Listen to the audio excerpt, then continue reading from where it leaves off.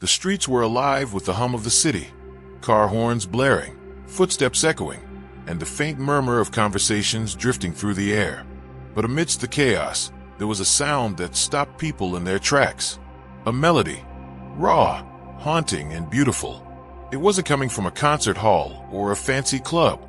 It was coming from a man sitting on the cold pavement, his fingers dancing across the keys of a battered, out-of-tune piano.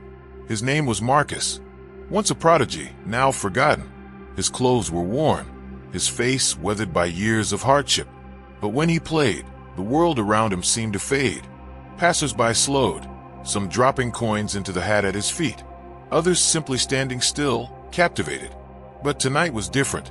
Tonight, the melody caught the ear of someone who hadn't stopped for anything or anyone in years. A sleek black car pulled up to the curb, its tinted windows reflecting the city lights. The door opened, and out stepped Leonard Grayson, a man whose name was synonymous with power, wealth, and ruthlessness. He stood there, silent as Marcus played. The music seemed to reach into the deepest corners of his soul, stirring something he hadn't felt in decades. When the final note faded, Leonard stepped forward, his polished shoes clicking against the pavement. "Who taught you to play like that?" he asked, his voice low but commanding. Marcus looked up, his eyes tired but defiant. "Life," he replied. Leonard smirked, but there was a flicker of something else in his eyes. Curiosity, perhaps even respect. "Play something else," he said, not as a request, but as a challenge.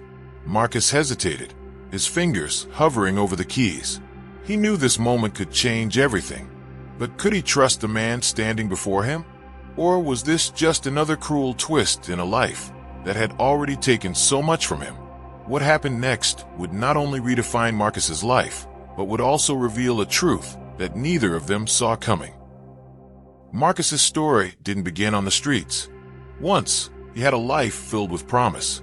Born in a small town where music was the heartbeat of the community, Marcus grew up surrounded by the soulful sounds of gospel choirs and the rhythmic tapping of fingers on old wooden tables. His mother, a church pianist, was his first teacher. She saw the spark in him before he could even reach the pedals of their family's upright piano. By the time he was 10, Marcus was playing pieces that left audiences in awe. His talent was undeniable, and his dreams were as vast as the open sky. He imagined himself on grand stages, his music echoing in concert halls around the world. But life had other plans. When Marcus was 16, his mother passed away, leaving him and his younger sister, Clara, in the care of an uncle who saw them as a burden.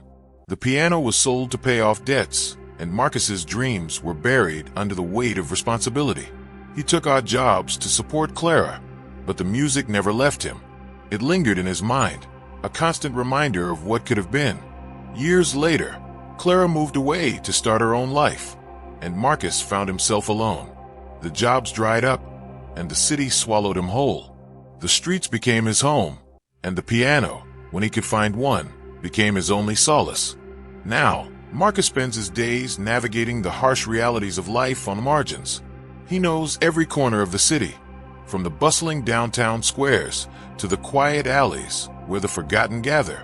He's seen the best and worst of humanity, the kind strangers who offer a meal or a warm coat, and the cruel ones who look right through him as if he's invisible. But even in the darkest moments, Marcus holds onto the music. It's his lifeline, his way of making sense of a world that has been anything but kind. When he plays, he's no longer a homeless man struggling to survive. He's an artist, pouring his heart into every note. Leonard Grayson, on the other hand, lives in a world of glass towers and private jets. A self-made millionaire, Leonard built his empire from the ground up, driven by a relentless ambition and a refusal to let anyone stand in his way. He's a man who thrives on control, his every move calculated to maintain his power and influence. But beneath the polished exterior lies a man haunted by his own past. Leonard grew up in poverty, his childhood marked by hunger and hardship. He vowed never to be powerless again, and he spent his life chasing success at any cost. Yet, for all his wealth, there's an emptiness he can't seem to fill. The night Leonard hears Marcus play, something shifts. The music stirs memories he's long buried, of a time when life was simpler, when dreams felt within reach. It's a feeling he can't ignore, no matter how much he tries. As Marcus continues to play, Leonard finds himself drawn into a world he spent his entire life running from. A world where talent isn't measured by wealth, and where the human spirit can't be bought or sold. But Leonard isn't the only one watching. Across the street, a young woman named Elena stands in the shadows, her camera capturing the scene. A journalist with a passion for uncovering untold stories, Elena has been following Marcus for weeks, documenting his life on the streets. She sees the potential for a story that could change everything, not just for Marcus, but for the countless others like him who are overlooked and forgotten. As the night wears on, the lives of these three strangers begin to intertwine, each carrying their own hopes, fears, and secrets. Marcus, the musician with nothing left to lose. Leonard, the millionaire searching for something money can't buy. And Elena, the storyteller determined to shine a light on the truth. What none of them realize is that this chance encounter is just the beginning. A beginning that will challenge everything they thought they knew about themselves and each other. The morning after Leonard Grayson heard Marcus play, the city woke up to a storm. Not the kind that brews in the skies, but the kind that brews in the hearts of men. Leonard couldn't shake the memory of Marcus's music. It lingered in his mind like a ghost, haunting him with its raw, unfiltered emotion. He had spent the night tossing and turning, his thoughts a tangled web of curiosity and unease. By dawn, Leonard made a decision. He would find Marcus again, not out of charity, but out of something he couldn't quite name. A need to understand, perhaps, or maybe even to prove something to himself. Meanwhile, Marcus was back on the streets, his fingers numb from the cold as he played on a different corner. The morning crowd was sparse, but a few people stopped to listen, their breath visible in the crisp air. Among them was Elena, her camera slung over her shoulder. She had been following Marcus for weeks, but last night's encounter with Leonard had added a new layer to his story. She knew there was something here, something bigger than she had anticipated. Leonard's black car pulled up to the curb, its engine purring softly. He stepped out, his tailored coat a stark contrast to the gritty surroundings. Marcus looked up, his fingers faltering on the keys. He recognized the man immediately. "You're good," Leonard said, his voice carrying an edge of authority. "Better than good, but you're wasting your talent out here." Marcus's jaw tightened. "I'm not wasting anything. I'm surviving." Leonard smirked, but there was no humor in it. Surviving? Is that what you call this? Playing for pocket change while the world passes you by? The word stung, but Marcus refused to let it show. "What do you want from me?" Leonard stepped closer, his eyes narrowing. "I want to give you a chance. A real chance. But it's not going to be easy. You'll have to prove yourself, and I don't tolerate failure." Marcus hesitated. He had heard promises like this before, and they always came with strings attached. But something in Leonard's tone made him pause. This wasn't just about charity. There was something else at play, something darker. Elena watched from a distance, her camera capturing every word. She could feel the tension in the air, a palpable force that seemed to ripple through the crowd. She knew this was the moment, the turning point that would define Marcus's story. Leonard handed Marcus a business card, the embossed letters glinting in the sunlight. "Be at this address tomorrow at noon. Don't be late." As Leonard walked away, Marcus stared at the card, his mind racing. He knew this could be his only shot at a better life, but at what cost? The next day, Marcus arrived at the address on the card, a sleek, modern building in the heart of the city. The lobby was all glass and steel, a far cry from the world he knew. Leonard was waiting for him, his expression unreadable. "Follow me," Leonard said, leading Marcus to an elevator that whisked them up to the top floor. The doors opened to reveal a sprawling penthouse, its walls lined with expensive art, and its windows offering a panoramic view of the city. In the center of the room stood a grand piano, its polished surface reflecting the light. Marcus's breath caught in his throat. It was the most beautiful instrument he had ever seen. "Play," Leonard commanded, his voice cold and unyielding. Marcus sat down at the piano, his fingers trembling as they hovered over the keys. He took a deep breath and began to play. the music pouring out of him like a flood. It was raw, emotional, and utterly captivating. Leonard watched in silence, his expression unreadable. When the final note faded, he nodded, a faint smile playing on his lips. "You'll do," he said. "But remember, this isn't a charity. You'll earn your keep, and you'll do it my way." Marcus nodded, but a sense of unease settled in his chest. He had gotten what he wanted, but at what cost? As the days turned into weeks, Marcus found himself thrust into a world of luxury and excess. Leonard introduced him to influential people, arranged for him to perform at exclusive events, and even secured him a recording contract. But with each passing day, Marcus felt the weight of Leonard's expectations pressing down on him. Leonard was a demanding mentor, pushing Marcus to his limits and beyond. He criticized every note, every performance, always pushing for perfection. Marcus began to feel like a puppet, his strings pulled by a man who saw him as nothing more than a means to an end. Elena continued to document Marcus's journey, her articles shedding light on the darker side of Leonard's empire. She uncovered rumors of shady deals, exploited artists, and a trail of broken dreams left in Leonard's wake. She knew Marcus was in danger, but she also knew he had to see it for himself. One night, after a particularly grueling performance, Marcus confronted Leonard. "Why are you doing this? What do you really want from me?" Leonard's smile was cold. "I want what I've always wanted, control. You're a tool, Marcus, a means to an end. And if you want to survive in this world, you'll do as you're told." The words hit Marcus like a punch to the gut. He had been naive to think this was about his talent. It was about power, plain and simple. As Marcus walked away, his mind racing, he knew he had a choice to make. He could continue down this path, playing by Leonard's rules, or he could walk away and risk losing everything. But the choice wasn't as simple as it seemed. Leonard's influence ran deep, and crossing him could have consequences far beyond what Marcus could imagine. The storm was brewing, and Marcus was caught in the eye of it. The question was, would he survive? Marcus stood at the edge of Leonard's penthouse balcony, the city lights stretching out before him like a sea of stars. The air was cool, but it did little to calm the storm raging inside him. He had just walked out of another grueling rehearsal, Leonard's voice still ringing in his ears. Again, Leonard had snapped, his tone cutting through the room like a whip. "You're not even close to perfect." Perfection. That was all Leonard cared about. Not the music, not the emotion, just the illusion of flawlessness. Marcus had poured his soul into every note, but it was never enough. The weight of Leonard's expectations was crushing him, and he wasn't sure how much longer he could hold on. Elena's words echoed in his mind.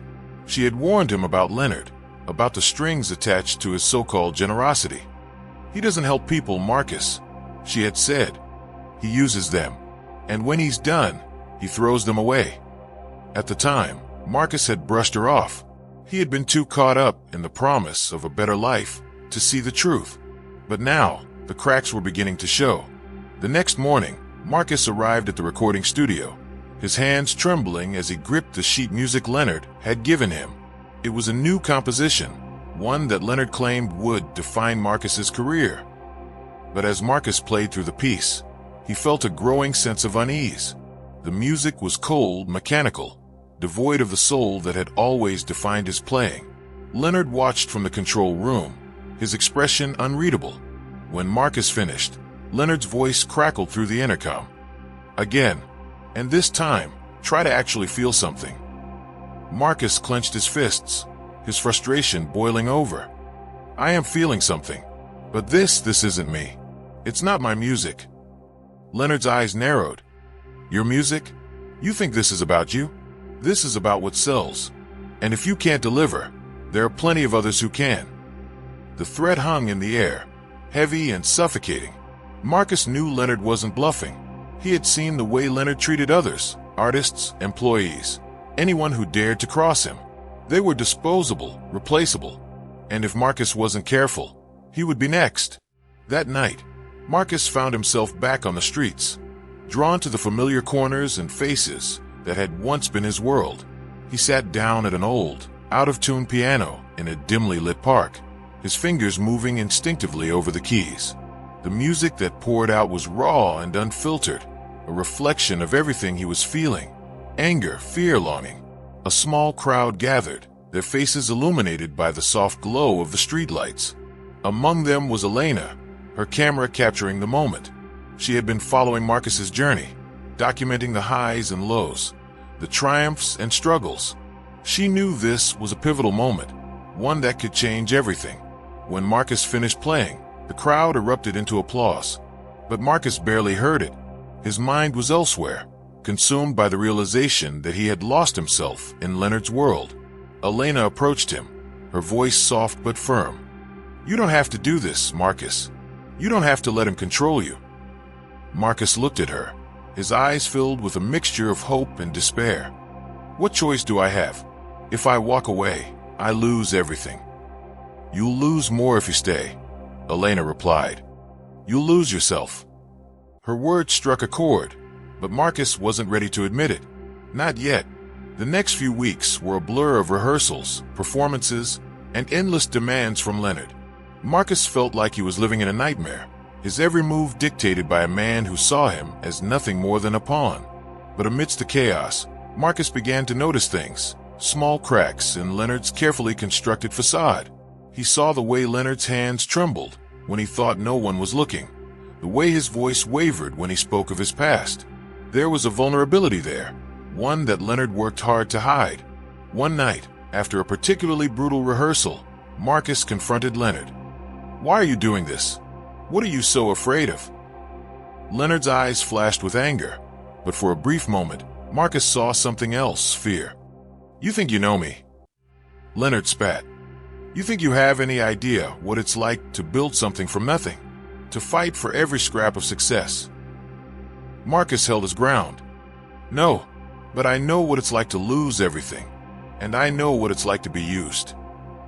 The words hung in the air, a silent challenge. Leonard stared at him, his expression unreadable. Then, without a word, he turned and walked away. Marcus knew the battle was far from over. Leonard wasn't the kind of man to back down, and Marcus had just crossed a line he couldn't uncross. As the days turned into weeks, the tension between them grew. A silent war waged in rehearsals and performances. Marcus began to push back, infusing his music with the raw emotion Leonard had tried to strip away. The audiences loved it, but Leonard's disapproval was palpable. Elena continued to document Marcus's journey, her articles shedding light on the darker side of Leonard's empire. She uncovered evidence of exploitation, manipulation, and a trail of broken dreams left in Leonard's wake. But exposing the truth came with risks, and Elena knew she was playing a dangerous game. One night, after a particularly intense performance, Marcus found himself alone in the empty concert hall. The silence was deafening, a stark contrast to the roar of the crowd that had just filled the room. He sat down at the piano, his fingers hovering over the keys. For the first time in months, he played for himself. The music that poured out was a reflection of his journey, pain, struggle, hope, and resilience. It was raw and unfiltered, a testament to everything he had endured. As the final note faded, Marcus felt a sense of clarity he hadn't felt in months. He knew what he had to do, but the road ahead was fraught with danger. Leonard wasn't the kind of man to let go easily, and Marcus knew the battle was far from over. The storm was brewing, and Marcus was caught in the eye of it. The question was, would he survive? The night of the gala arrived, and the city's elite gathered in a glittering ballroom, their laughter and chatter filling the air. Crystal chandeliers cast a golden glow over the room, and the scent of expensive perfume mingled with the aroma of gourmet food. It was a world of opulence and excess, a world Marcus had never imagined he would be a part of. But as he stood backstage, his hands trembling, Marcus felt anything but glamorous. Leonard had spared no expense for the event, and the pressure was immense. This wasn't just another performance. It was a make-or-break moment, one that would determine Marcus's future. Leonard approached him, his expression unreadable. "This is it, Marcus. Don't screw it up."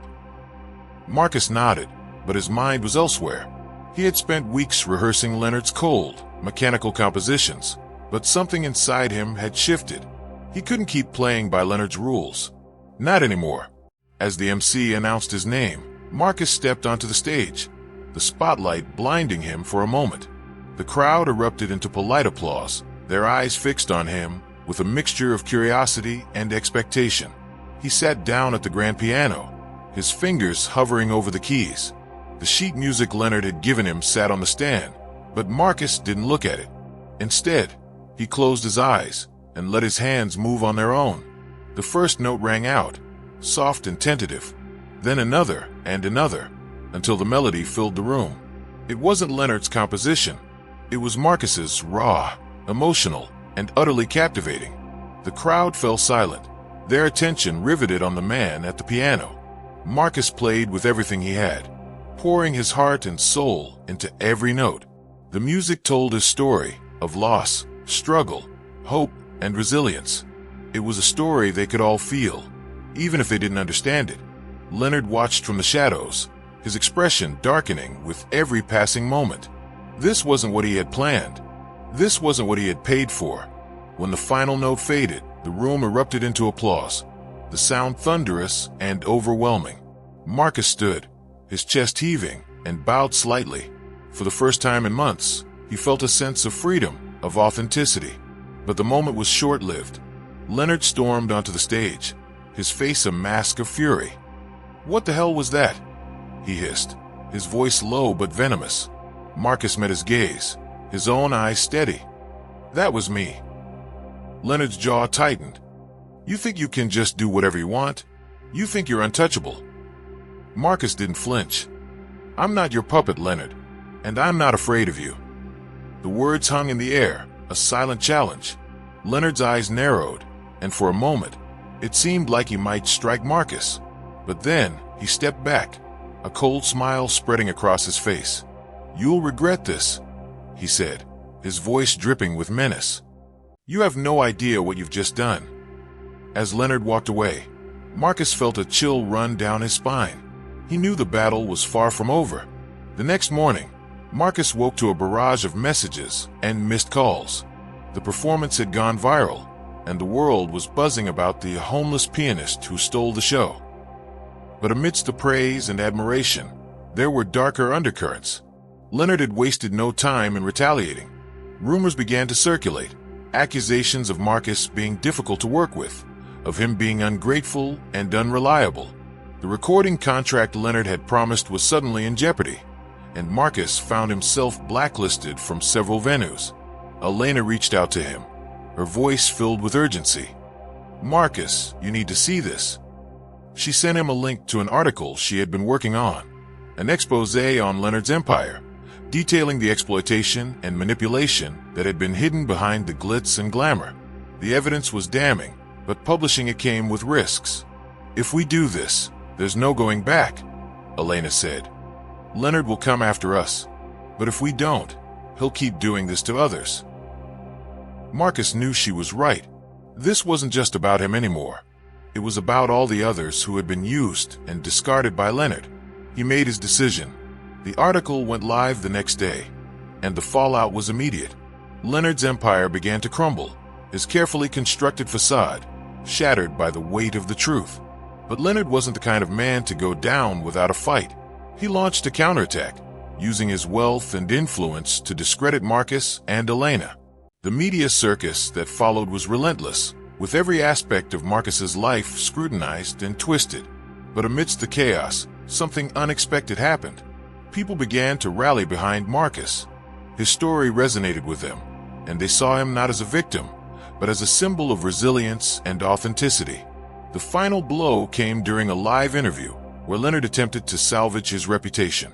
But Marcus and Elena were ready. They presented irrefutable evidence of Leonard's wrongdoing, leaving him with no way out. As the interview ended, Leonard's empire lay in ruins, and Marcus stood tall, his integrity intact. But the victory came at a cost. Marcus knew he could never go back to the life he had before. The road ahead was uncertain, but for the first time in a long time, he felt a sense of hope. The storm had passed, and Marcus had emerged stronger. The question was, what would he do next? The dust settled slowly, like the final notes of a symphony fading into silence. Leonard Grayson's empire, once a towering monolith of power and influence, had crumbled under the weight of its own corruption. The media frenzy that followed the exposé was relentless, but Marcus and Elena stood firm, their truth unwavering. Marcus found himself at a crossroads. The world now knew his name, not as the homeless pianist, but as a man who had faced unimaginable odds and emerged with his integrity intact. Offers poured in, record deals, concert invitations, even a documentary about his life. But Marcus was wary. He had seen the dark side of fame, and he wasn't sure he wanted any part of it. Elena, ever the voice of reason, encouraged him to take his time. "You don't owe anyone anything, Marcus. This is your story. You get to decide how it ends." For weeks, Marcus retreated from the spotlight, returning to the streets that had once been his home. He played on corners and in parks, not for money or recognition, but for the sheer joy of it. The music was his anchor, a reminder of who he was and where he had come from. One evening, as the sun dipped below the skyline, Marcus found himself at the old piano in the park where it had all begun. The keys were still out of tune, the wood still weathered, but it felt like home. He sat down and began to play, his fingers moving effortlessly over the keys. A small crowd gathered, their faces familiar and new. Among them was Clara, his younger sister. She had seen the news and tracked him down, her eyes filled with tears as she listened to him play. When the music ended, she rushed to him, wrapping him in a tight embrace. "I'm so proud of you," she whispered, her voice trembling. "You've always been stronger than you knew." The reunion was bittersweet. Clara had built a life for herself, one that Marcus had missed out on. But there was no bitterness, only gratitude for the time they had now. As the weeks turned into months, Marcus began to find his footing. He accepted a few select offers, but on his own terms. He performed at benefit concerts for homeless shelters, using his platform to shine a light on the struggles of those still living on the margins. He collaborated with local artists, creating music that was raw and authentic, a reflection of his journey. Elena's career soared as well. Her exposé on Leonard had earned her accolades and opportunities, but she remained grounded, her focus always on telling stories that mattered. She and Marcus became a formidable team, using their voices to advocate for change. Leonard, meanwhile, faded into obscurity. Stripped of his wealth and influence, he became a cautionary tale, a reminder of the cost of greed and ambition. 1 year after the gala that had changed everything, Marcus stood on a stage once more, this time by choice. The venue was packed, the audience a sea of faces filled with anticipation. But this time, there was no pressure, no expectations. Just Marcus and his music. He sat down at the piano, his fingers brushing the keys. The room fell silent, the air thick with anticipation. And then he began to play. The melody was hauntingly beautiful, a reflection of everything he had been through: loss, struggle, hope, and redemption. It was a story told in notes, one that resonated with everyone in the room. When the final note faded, the audience erupted into applause, their cheers echoing through the venue. Marcus stood, his heart full, and bowed slightly. As he walked off the stage, he felt a sense of peace he hadn't known in years. The journey had been long and arduous, but it had led him here, to a place of authenticity and purpose. In the days that followed, Marcus continued to play, not for fame or fortune, but for the love of music. He found joy in the simple moments, teaching a child to play their first note, collaborating with other artists, and sharing his story with those who needed to hear it. Elena's documentary about Marcus's life premiered to critical acclaim, but the real impact was in the conversations it sparked. People began to see homelessness not as a failure, but as a circumstance, one that could happen to anyone. Marcus's journey became a beacon of hope, a reminder that even in the darkest moments, there is light. And through it all, he remained true to himself, his music a testament to the resilience of the human spirit. As the years passed, Marcus's legacy grew, not as a homeless pianist, but as a man who had turned his pain into purpose. His story inspired countless others to find their own strength, to believe in the power of their dreams. And through it all, Marcus never forgot where he had come from. He often returned to the streets, playing on corners and in parks, his music a gift to those who needed it most. The final scene of Marcus's story was not an ending, but a beginning. A reminder that no matter how far we fall, we can always rise again. And as the camera panned out, capturing Marcus playing on a street corner, the city bustling around him, the voiceover concluded, "This is not the end of Marcus's story. It's just the beginning. And the music, it will never stop."